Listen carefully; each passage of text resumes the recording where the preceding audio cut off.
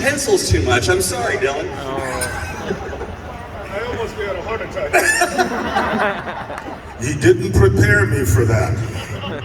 It was a game time decision. Yeah, well, Devin, that is not the way to audition for the role, okay? No. I'm telling you, man, I was looking for a guy that looked like you, sounded like you, everything except when you hit the floor just now, I thought, wait a minute, let the stuntmen do that. Let your double do that. Don't do that again.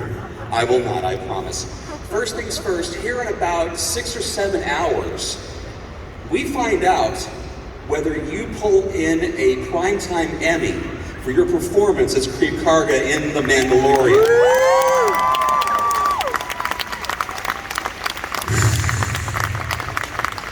See, there's another setup. You didn't tell me you were going to come up with that one either, because as an actor, as a performer, when you love what you do, as a director, when you love what you do, it's so nice to be acknowledged, to have the work acknowledged. And I've done this for a long time now. I know it's been longer than it's on your watch, believe me. So being acknowledged and recognized for a person who does good work in a particular role is something that we probably all desire and we welcome. But when there's going to be awards given out in a matter of hours, if I don't get the award, and you brought this up, I'm embarrassed. No, it's too late, Devin. I'm embarrassed. And I'll tell you why. Because people applauded, and then they're gonna say, oh, why did I applaud? Because he didn't win the damn thing. Yeah, I'll tell you why. Because not only as an actor, because with television being 18,000 channels, with so many, in Netflix, and Hulu, and Amazon, and Apple, all the rest of these guys, for everybody who's nominated, science fiction shows don't get awards love. They just don't. To see them, I didn't know that. No, they seriously don't. So knowing that your performance not only was that high of quality, but then it overcomes the ridiculous, stupid award voter handicap being involved in a science fiction show, that really is an amazing feat for you, sir. Thank you, but here we are. You are truly generous, okay? You really are. And because we're on tape here, I have to say what I'm about to say, and that is, I would not call him ridiculous or stupid, because I'm nominated, okay? So it's kind of, on one hand, you congratulated me and made me feel good, and then if I win the thing, what do you say? That was a dumb, stupid, ridiculous award they gave you. No. I mean this when I say this. The voters really recognized your amazing work. Look at how he's turning it around on us right now. Look it's at my job. Look at that. This is a good team because we're fighting already, and we just met. We're going to take the show on the road here. Absolutely. So for tonight, are they setting up like a live stream in the event that once you win and are able to give your acceptance speech, are they setting up a live stream wherever you're going to be, or are you going to be in the hotel? Man, from your mouth to God's ear. I'm telling you, man. Once I win, he didn't say if you win, he said once you win. Look, I wasn't approached about that, and quite honestly, you know, what you're supposed to do is put out good stuff, good vibrations, right? Good wishes. I would like to, but if I don't, I don't. End of story. I mean, I've been at this for coming up 15 years as a professional, so I'm not gonna lay down and cry and stop working, you know? And I'll applaud the person who does win, of course. Who gets the award. Of course. Where's the crowd mic sitting at? That's right over there. So if you've got any questions for Carl, please come on over, get queued up. I'd rather have you asking questions. He's done with me already. He's done. I was done with you from the time you hit the floor. I'm aware of I'm telling you. And we have that on tape, don't we? I didn't do anything. So when the lawsuit comes around, you're all witnesses. Trust me, I didn't do anything. Your lawsuit has to get in queue from everybody else. I'm in queue. I love that. I do have one urban legend that I either want to hear your comment on, or you can just completely flatly deny it, whatever the case may be. On the set for Predator, Yes. there is a story that at some point in the production, and you and Arnold hit it off famously, the whole 9 yards, Yes. but a friendly rivalry breaks out over the time when the wake up happens and the first workout hits, because Arnold would famously get up at 6 a.m. His call time's at 9. Would get up at 6 a.m. to start, lifting weights, getting ready, having his protein shake, whatever they were doing in 87. You find this out, and you start getting up earlier than him to be the first person on set doing your workout. And then Arnold says, 5:30, fine, I'll start doing it 5. And it progresses. I'm curious if there's any truth to this, or if you can give us any clarity on it.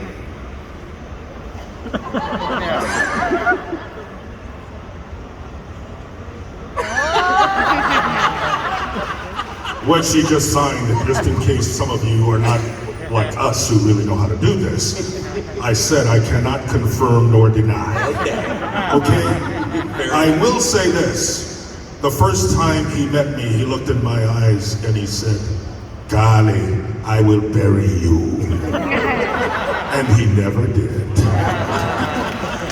No, we really did have a great time. And yes, you got guys together who train a lot and think of themselves as athletes and think of themselves as very manly and think of themselves as the best thing walking the planet at the time.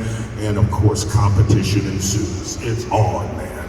And the only thing about this particular story is there were 7 of us. So 7 guys, that's a lot of testosterone in one place at one time.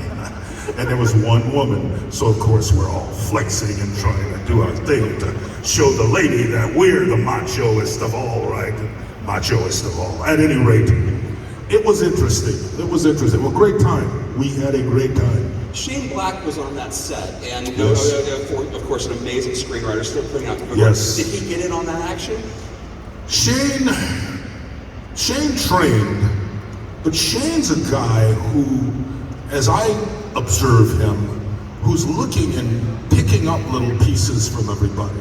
Because he's really brilliant, man, and I've found that really smart people are great observers because they utilize a lot of what they observe. And as a writer, what you're doing is you're taking human behavior and the way people speak and what they say and all that sort of stuff, and you weave that into your stories. And as you said, he's an amazing screenwriter. Little anecdote, the first time I was introduced to, what was it called? The thing with Glover and Lethal Weapon. Lethal Weapon. First time I was introduced to Lethal Weapon was Joel Silver, the producer of Lethal Weapon, who also produced Predator and many other really successful movies, gave me a script and said, "Read this, tell me what you think." And this, of course, is before Lethal Weapon was made. I sat in my trailer and read through the thing in one pass. It was that great. I mean, it was like reading a great kind of potboiler novel, because it was so visual, and the speeches and the repartee and the characters were so vividly drawn that it was like, man, I'd love to be a part of this. Lo and behold, Danny Glover had the role. I had to sit in the back seat, and Danny was up front driving the bus. But yeah, great movie, man. And Shane, gotta applaud this guy for what he's done. But could you have literally said, "I am too old for this S" through 6 movies? Could you? I mean, because you're never going to be too old for this S. No. Okay. Come on. How could I say that? I'm like, like a little kid. I've just begun to figure out how to walk. Exactly. Next I'll be able to run. I'll fall a lot, but I'll be able to run. Let's go over here.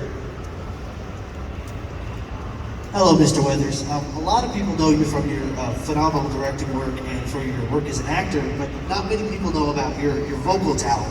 Oh boy, here it goes. This is a setup. Go ahead. You're in Mortal Kombat, man. I mean, come on.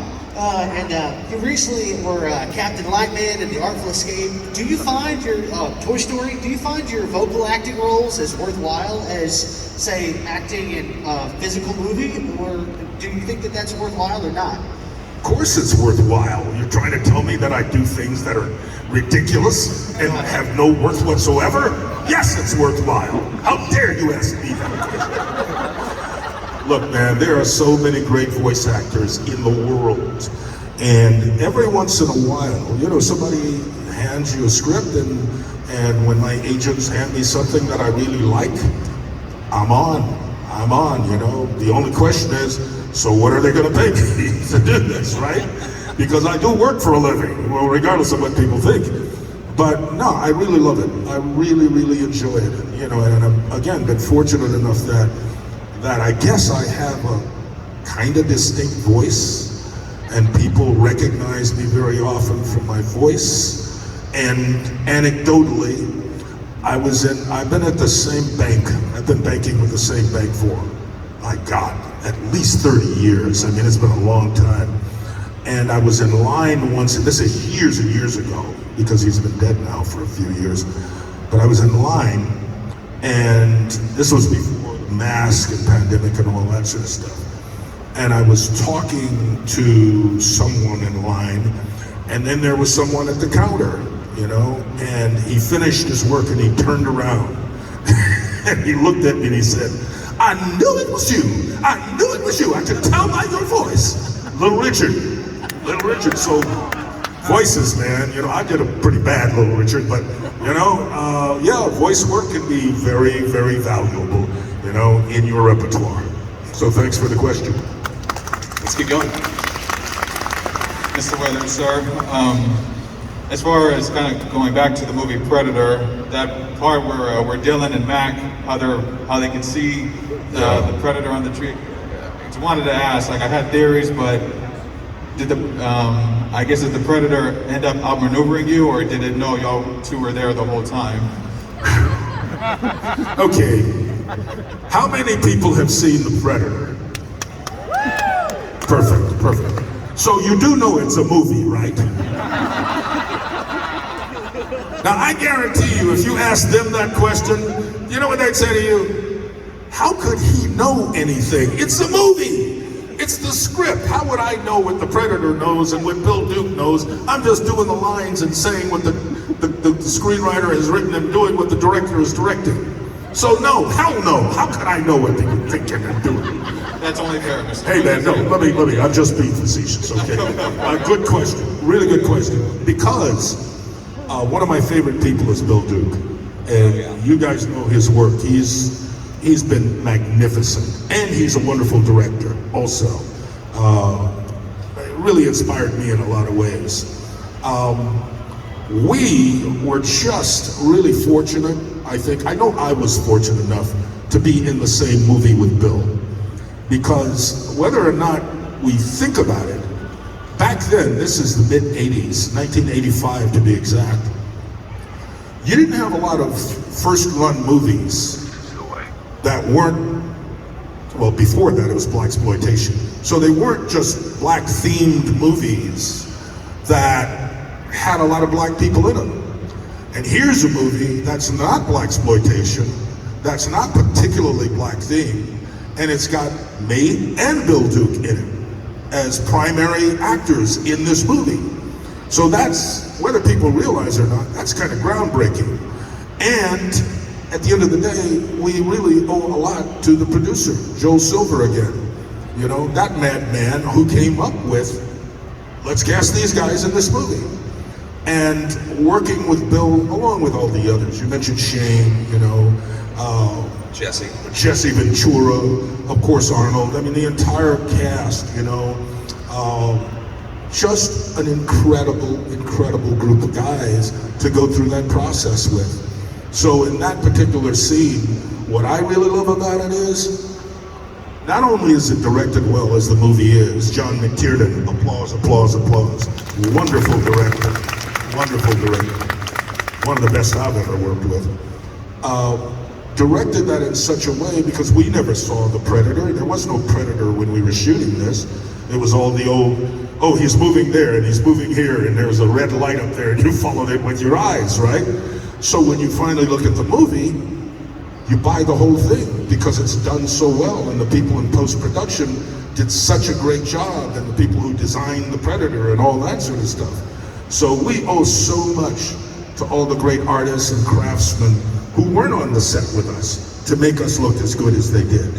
And we had John McTiernan directing, and we had great cinematographer who was Australian with his crew, and then we had Mexican crew members and support group because we shot it in Mexico, and then all the Americans. So it was, you know, an international picture that, man, I'm just really happy to be a part of, really. But thanks for the question. You bring up blaxploitation and then the moving away from it in 80s cinema, and I want to bring up Action Jackson because that's a film that it was staged to be the next phase of black action films. And I'm curious if, I mean, because the film was well received, well reviewed, your performance was great in it, Vanity was wonderful in it, and I'm curious if there was any time. Vanity. I'm just gotta give some props to Vanity. Oh my God. I didn't do it, no one saw me do it. Sorry about that. Was there talk of a sequel? Was a sequel written? Was it pitched to you? What was going to be the instance on that? Well, I had a conversation while we were doing Predator with Joel Silver. I keep mentioning Joel's name. You know, his fingerprints are over everything in the 80s and 90s. Everything. And he's still producing movies, and big movies. We had a conversation because Joel loved blaxploitation movies. I mean, he did. Joel was involved with 48 Hours. Joel was involved at the very early times with Eddie Murphy's career, with Beverly Hills Cop. Beverly Hills Cop, with Jumpin' Jack Flash. Yep. I mean, and the movies go on and on and on. And finally, more recently, with Keanu Reeves and oh God, man, I'm terrible with names. But the whole sci-fi thing and the Matrix films, yeah. Matrix. Yeah. Matrix. I forgot that he was a part of that. Just think about it. You go back and you look up, you Google Joel Silver, you go to IMDb, and you look at the number of movies this guy has been involved with. And he's not that much in the news anymore. He used to be all the time. That was by choice. Oh, yeah, sometimes not by choice. Joel loves him some Joel. Oh, yes, he does. Big time. But you got to give him props, man. Oh, yeah. He has delivered, you know. So anyway, so Joel and I were talking, and he loved blaxploitation movies. And I mean, he loved them. He could tell you about this one and that one and the characters. And he said, basically, you know, why don't you come up with something? Man, all you got to do is say that to me. And I believe you, I will come up with something. So during the course of us shooting Predator, I wrote this story and didn't have a title. And I'm on the set one day and I'm thinking about it, trying to figure out a title. And one of the Australian crew members, who was a guy, I love the crew. I mean, hanging out with those guys and women is so much fun because they just do what they do. They're not looking for, you know, an audience. And one of the guys was talking about putting the make on this woman. And he said, and I was in like Action Jackson. Title, Action Jackson. It just made sense, you know? And so I came up with that sort of backstory on Action Jackson. His name was Jericho Jackson, and because. So I take it to Joel.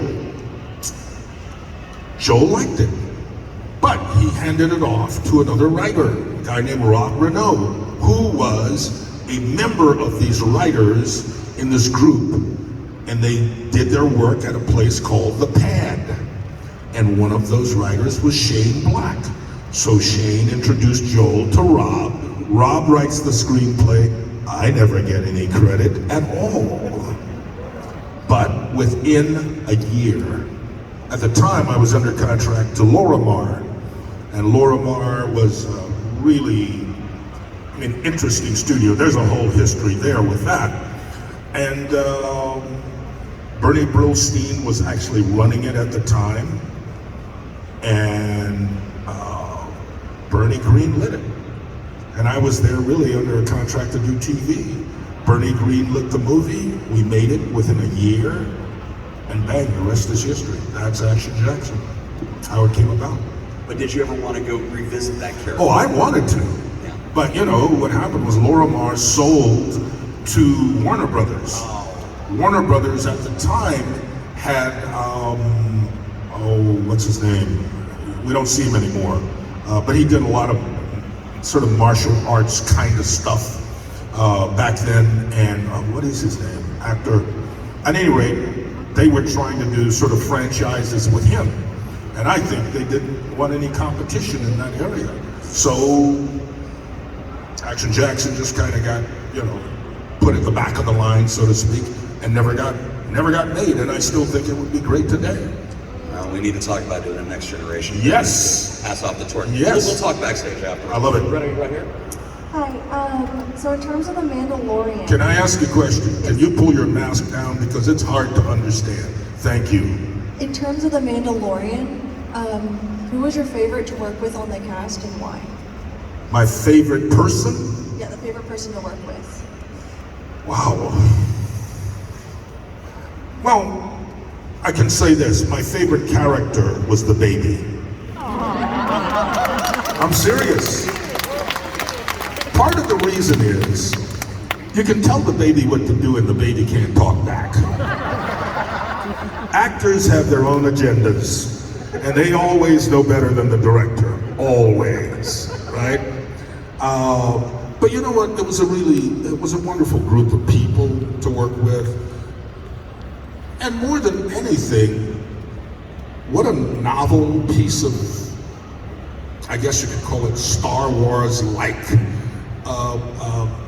story. Something in that multiverse. And Jon Favreau is such a creative guy. You've seen him as an actor, and you know his work as a director. But man, when you work with somebody like that, who is so bright, so sharp, so well-versed, just so creative, and you're just kind of like you're sitting at the knee of a kind of cinematic Buddha, and you really just feel lucky. And it's one of those pieces of material that, obviously the proof's in the pudding. People love it. People absolutely love it. But the baby, I love the baby. Give me some baby.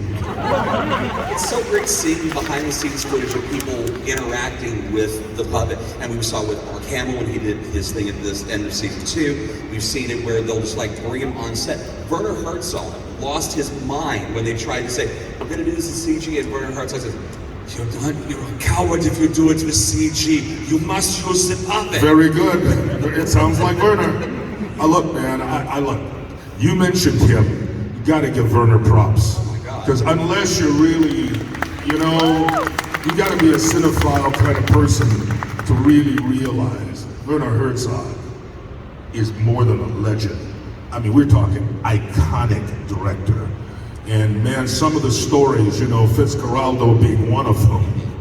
Whoa, what they went through to drag a real boat over a mountain, and the heart attacks and in South America or Central America in the jungles. I mean, whoa, but what a bright, what a centered man, and I got a chance to visit with him quite a bit because we had scenes together, and that's always nice. And he was, he's a real generous spirit, but very centered. He knows what he knows. And so, again, you feel like, oh man, I could sit here at the feet of this Buddha and learn a lot, And I'll tell you what, I think I walked away with a lot more than I brought there, because he is just something else, man. I mean, he is really magical.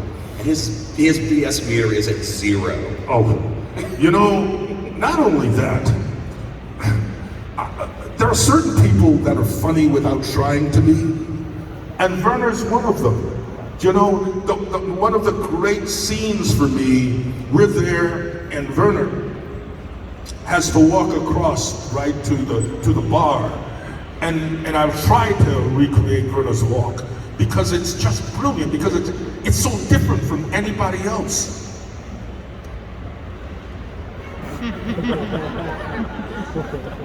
And he's a great director. You want to say, Werner, people don't walk like that. But he is so unique because he does walk like that. And that to me is just the mark of genius.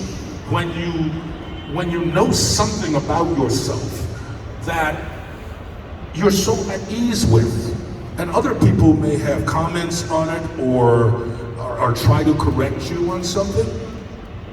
No, with Werner, what you really do is you walk away saying, boy, did I just learn something. I learned really how to be the best at what I do by being what I do. You know, being present in that absolutely, moment. completely present.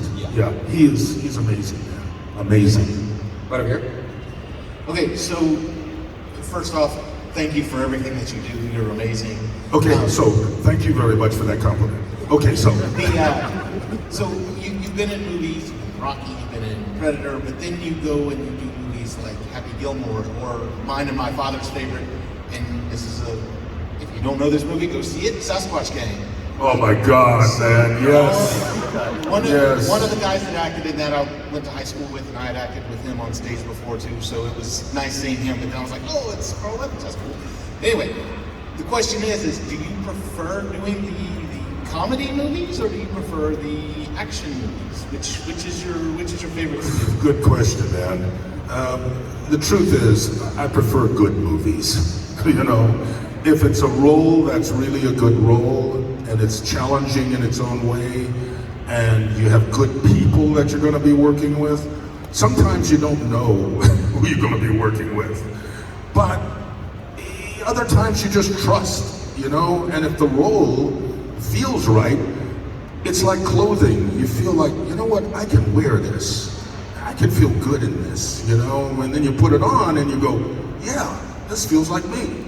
Now, as out there as Sasquatch Dumpling Gang is, some of the people that were involved, man, those people did some really good work over the years, you know, and Justin Long was in it, and so there were really interesting people in it, you know, and there's no preference again. I mean, you know, who knew Rocky was going to be what Rocky turned out to be?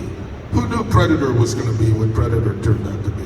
Who knew Action Jackson? I mean, you don't know at the time. You do the best work you can. You put it out there and put it in front of audiences, and of course you want them to love it. You want them to really appreciate it, and you want them to spend their hard-earned cash to go see it, or spend their time in front of the television watching it. But there's no preference. You know, at the end of the day, when you mention the titles and you enjoyed it, there's the biggest payoff, because it gives me an opportunity maybe to do something else, you know? But thank you, man. Thank you for the question. And he brought up Happy Gilmore, which was the first, I mean, because all of your roles, you were extremely lucky to get material to where it would show a little bit of humor into it, whether it was a darker role like Force 10 from Navarone, or even Rocky, you know, the sparring on camera before the fight starts, the restaurant, where he's not taking it seriously in the restaurant. But Happy Gilmore was the first time where I remember turning to my friend who was at the theater with me, and I said, Carl Waeathers can do big, broad comedy, and he should have been doing this a lot sooner. They should have been offering him more roles like this. And I'm curious what you were thinking when you were reading the script, going, this is a golf pro with a fake hand, and what the hell am I going to do with this? Or I'm curious what your reaction was when you were reading through the script on it. You know, I mentioned Bernie Brillstein earlier. Bernie Brillstein was really a force in Hollywood and entertainment. And there's a long story about Bernie that I won't bore you with, but he comes out of a tradition that was out of the old agents in the Catskills. I I mean, he'd been around, you know, and he was a mover and shaker in quote-unquote Hollywood. He managed a lot of the big comics, and he was involved with Happy Gilmore because of Adam Sandler and Saturday Night Live. And Bernie was basically, from my understanding, a part of the Saturday Night Live group who got all that together, right? He and Lauren. And Bernie was the reason I was on Saturday Night Live as a host. So Bernie said to me, basically, I got the script, and Adam Sandler's doing this movie, and I think you should do it. And I read it, and I liked it. I had no idea it was going to be as crazy as it turned out to be, because how could I, you know? But I just was in the right place at the right time, happened to be the right guy for that role, saw myself with the ability to pull it off. And then I was working with Adam Sandler. Come on, there ain't a lot about that can go wrong. You know, Adam's had an amazing career and amazing success and just continues to do it. So, who knows, man? You never ever know, but you know, you maybe get to a place where you know, as someone said, find more reasons to say yes than no. And that was one of those instances where I found a lot of reasons to say yes. Exactly right. Oh, back here. Hi, my question is, of all your roles that you've played, which did you enjoy the most shooting? Wow. I get asked that question a lot. And usually, I'm very curt and abrupt with my answer. But because you're as young as you are, I'm not going to be. I'm going to be very respectful, because you come across as a very intelligent young guy. I don't care which one I do, as long as you, after I've done it, care. If you like them, I'm happy. Doesn't matter. My desire is just to really do great work, to be there completely at the time that we do it, and hopefully find something in that character that I maybe didn't find in another character, a previous character, so that you don't say, oh, he just always does the same thing. He always plays himself. Now, of course, every actor plays himself to a certain degree, but how can you find nuance? Because in each one of us, there are all kinds of pieces to this puzzle, you know, and which one can you surface and put some light on and showcase today that you couldn't yesterday, you know? So thanks for the question, buddy, and hopefully that answered it. Yes? He's already sat down, he's right over here. This guy's already sat down. So tell me something, I gotta ask you a question now. Did your father tell you to ask that question? I knew it. I knew it. Set up. You know how I knew it? Because he asked me the question earlier at the table, and I refused to answer it. Well done, sir. Well done. Always send the little one, because if they beat up on him, then they really look like a schmuck, right? I get beat up on you, and everybody say, okay, it's all forgiven. Oh, very cool. Thank you, thank you. Hello.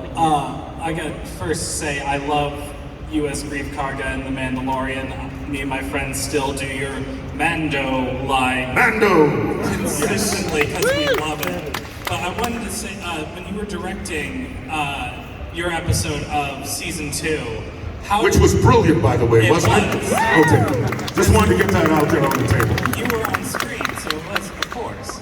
But how does it feel to be tied to now with the t-shirt guy in the background of one of the scenes? How does it feel to be tied to the zeitgeist of Star Wars behind the scenes mistakes? Okay, so In a good way. So wait a minute.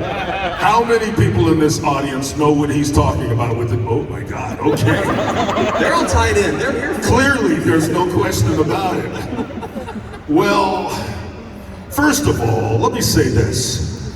I had no idea about this t-shirt guy until I saw this online, okay? I saw a picture. I'm not even sure that actually was true. That could have been photoshopped in there, So all you right? didn't see it in dailies, you didn't see it No, in... I didn't watch any dailies. Come on, man. We're moving so fast. How do you have a chance to watch dailies? No, here's the great thing about today about directing. You've got a monitor right there. So you can see and you can make choices as you go along. And you've got the DP, and you've got other people watching the monitor, you know? So there are enough people to protect you from yourself, right? So I never saw that. And at the end of the day, what movie doesn't have glitches and mistakes and bogeys in the background and all kinds of stuff that shouldn't be there? The best thing I can tell you honestly about being a part of it really is, it feels fresh and new. You know, The Mandalorian feels like something we haven't experienced before. And again, I think part of it is due to Jon Favreau and Dave Filoni, who I don't know if you know his name, but Dave Filoni is like the right hand of George Lucas. Yes, well you do know, Clone Wars. He's the hat, man. He's the hat. Yeah, and those guys really know the lore. Dave knows everything about Mandalorian because he knows everything about the Star Wars universe or multiverse. So to be involved in it and to be able to ask questions and sort of figure it out as you go along, because I was not that hip to Star Wars. I mean, I know of it, but man, the way people know of that is the way people know of Rocky, you know, in that world. So for me, man, it was just a lot of fun to be a part of the whole thing, you know, and despite the t-shirt guy in the background, hey, you know, we're still clicking. We'll be back to work in about 3 weeks with a new season.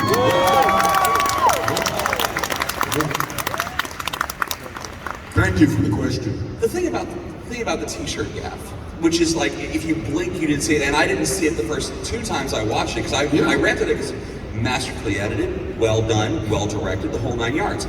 But everyone, especially after George went back and started doing the prequels, and everything's CG, everything's on green screen, it's very sterile, it's very controlled.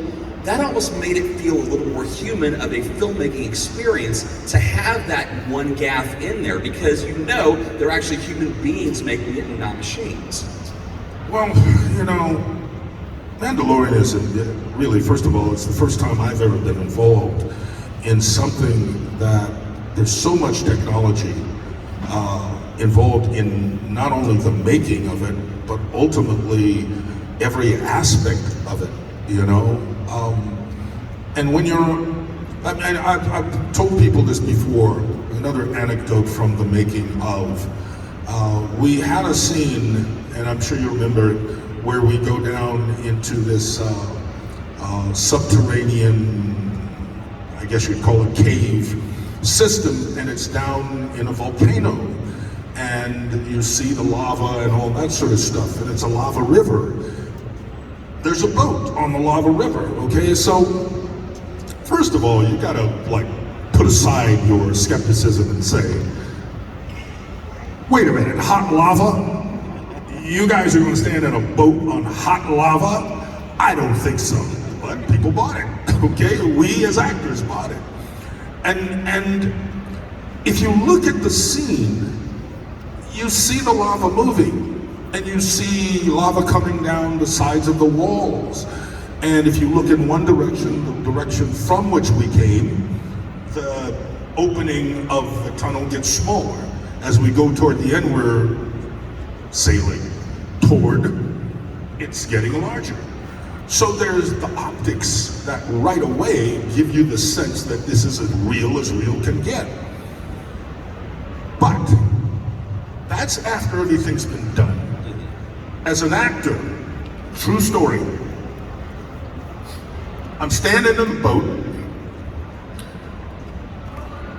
action, now the camera's back here, right? So we're not facing that way necessarily. The lava's moving, and all the stuff is happening, and the walls, basically, as if we're traveling past this stuff. So all of your senses give you the feeling that you're moving. You're absolutely still. All of a sudden, the director says, cut. And the boat, everything stops, and I'm doing this because I don't want to fall over the side of the lava. The thing never moved. But your senses just go with, as an actor, you know, if you're falling in, you're falling in, right? Yeah. It is the most uncanny experience I've ever had making movies, man. It is just so bizarrely real-like that when you see it at the end of the day and it's all been edited and refined and put together, how can an audience not feel it's real? But on top of that, I mean, that's something that even 3 years ago, they wouldn't have been able to do as effectively for the actors I think because you're right. it's shot on the massive with those amazing video screens. I think you're right. It's rendered in real time. I think you're absolutely right. No, you know, the number of people too, on stage at any one time, with computers and the screens up and all that, I would say, and they're huge stages. I mean, the sound stages can be larger than this area we're in by far. And obviously, they're at least 3 times higher than this ceiling. And you've got projected on all around you 360 degrees, except for a small opening that looks like wherever you are. So if you were in an open desert and the sun's back there, I mean, it looks like, man, you could walk for 1,000,000 miles before you get to where that is, the horizon, when it's not. It just, the illusion is that sharp. So working in this technology today, compared to, as you said, 3 years ago, 5 years for sure, you wouldn't have been able to do this. I don't think, no, that's not true, because we shot the first one about 3 years ago. So it would have been maybe 6 or 7 years. You know, and because Favreau did the Jungle movie remake with the lion. Jungle Book. Oh, no, so Lion King, but he did Lion King. Lion King. Yeah.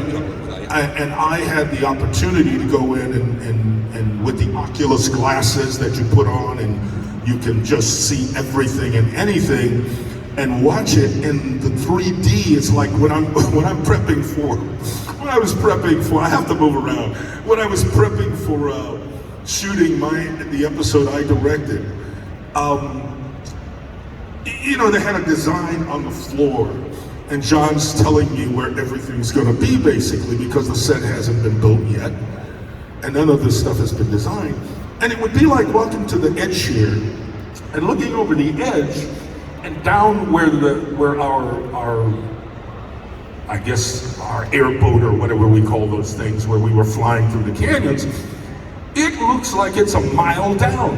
And if you have the glasses on, and I got problem with heights, I walk to the edge and I'm looking over like, holy moly, man. I forget I have the glasses on because it's so bizarre, this technology, you know? And before, I mean, not long ago, I guarantee you 10 years ago, this stuff might have been somebody's dream, but it did not exist. And here you are now, God only knows 10 years from now where we're going to be with technology in movie making. But again, it's the tools don't matter if the acting doesn't meet the challenge. And that's the thing with you, with Pedro, with every single person who worked on that set. Everything has that feel of realism to it, and that's the whole trick to it. Now, I agree to a point, because no, here's why, Devin, and I'm not, you know, I'm not being contrary to be contrary. If the script, if the writing does not give you the opportunity, because you can have the best actors that have ever walked the planet. You can have the best director that you can get at the time. Man, if those words on the page in that story does not convey something that we all can relate to and buy and get to experience, doesn't matter. So that script, and yeah, to writers, because it's a good reminder, it's a really good reminder. what we do in our culture is we applaud the so-called celebrities that we see on screen, or the people who front the band, or the artist who does whatever, the architect who does whatever. People who are out front, we applaud those people, and that's cool because I love applause, okay? But some of the people you never meet or really hear from are the people who write these great stories. You know, I mean, you look at some of the writers from Tennessee Williams to James Baldwin to Truman Capote to you name it, Shakespeare, Molière, you name it, you know. Without them, who cares? Who cares what kind of camera you're, working with? Who cares how many actors you have? Who cares who the director is? Who cares how beautiful the set is? It doesn't matter, because you gotta have a great story that's being told. And that story has to be one that we can relate to as human beings. So no matter what you read and see about the so-called celebrities, if you're at all interested in the movie business, there are so many positions to be filled that aren't about standing in front of the camera saying lines. There are camera operators, there are people who are scene designers, there are wardrobe people who run the department, who help design the look of the show. There are makeup and hair artists who do all that stuff. There are casting people who that's their job, to find the best actors for the roles. And then you've got producers.